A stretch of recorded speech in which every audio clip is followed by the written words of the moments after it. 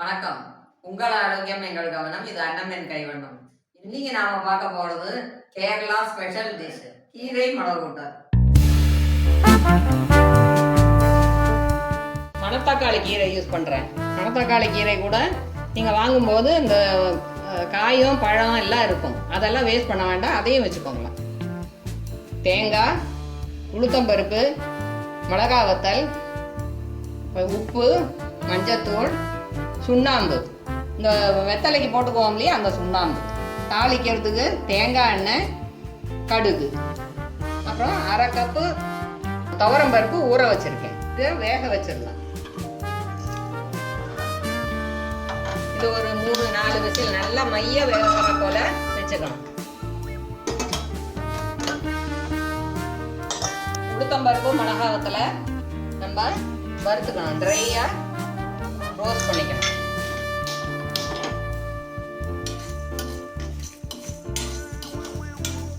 இப்போ செவக்க வறுந்துடுது, வறுத்தாச்சு. இதை நாம மிக்ஸி ஜார்ல போட்டுடணும்.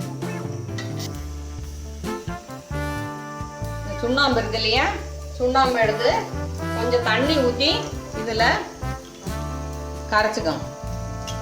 கரைச்சிட்டு அடுப்பு வச்சுக்கலாம். இதில் கொஞ்சம் மஞ்சத்தூள் போட்டால் இந்த மாதிரி கலரும் சிவப்பாக மாறிடும். அப்புறம் இதுக்கு தேவையான உப்பு போட்டுடணும். இப்போ இந்த கீரையை அதில் போட்டுடணும். கையில் வச்சு நல்லா வேக வைக்கணும். சிம்மில் வச்சிங்கன்னாக்கா கீரை வாடி போயிடும், வேகாது சீக்கிரம். இதையும் அதுலேயே கொட்டிக்கலாம்.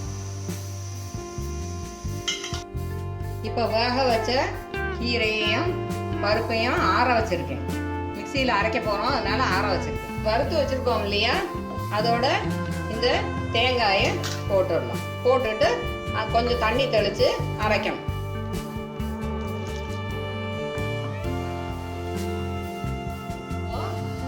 இது நல்லா அரைச்சிட்டோம், மையா அரைக்கணும். இதோட இந்த ஆற வச்சிருக்கோம் இல்லையா இந்த கீரை, அப்புறம் இந்த பருப்பு எல்லாத்தையுமே இதோட ஊற்றிடலாம். ஊற்றிட்டு எல்லாத்தையும் அரைக்கணும்.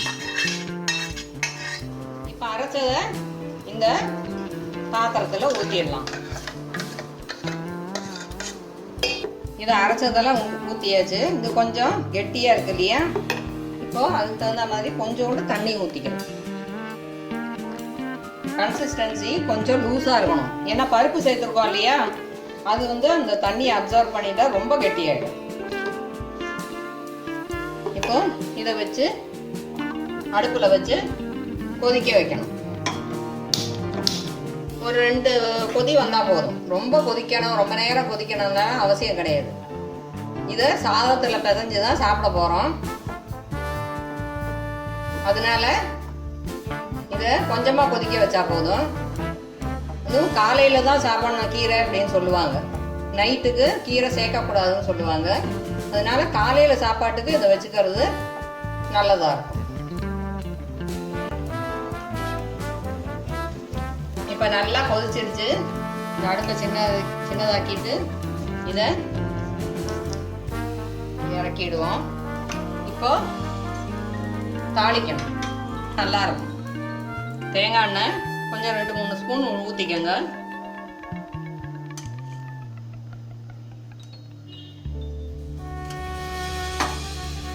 கடுகு,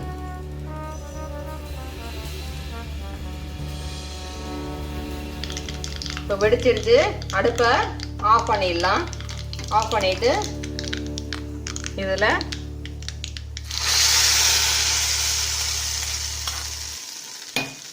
கொட்டிட்டு நல்லா இலக்கி வச்சிடலாம். அவ்வளோதான், முடிஞ்சு போச்சு. டேஸ்டியான கீரை மிளகு கூட்டல் தயார். இந்த டிஷ்ஷை புளிச்ச கீரை தவிர வேறு எந்த கீரையை வச்சும் பண்ணலாம். நான் இன்றைக்கி மணத்தக்காளி கீரையை வச்சு பண்ணியிருக்கேன். இது காரம் இல்லாத இருக்கிறதுனால காரமான எந்த சைட் டிஷ்ஷும் இதுக்கு ரொம்ப சூட் ஆகும். ரொம்ப நல்லா இருக்கும். செஞ்சு பாருங்க. என்னோட சேனலை மறக்காம சப்ஸ்கிரைப் பண்ணுங்க, லைக் பண்ணுங்க, ஷேர் பண்ணுங்க இந்த வீடியோவை உங்க ஃப்ரெண்ட்ஸோட. தேங்க்யூ.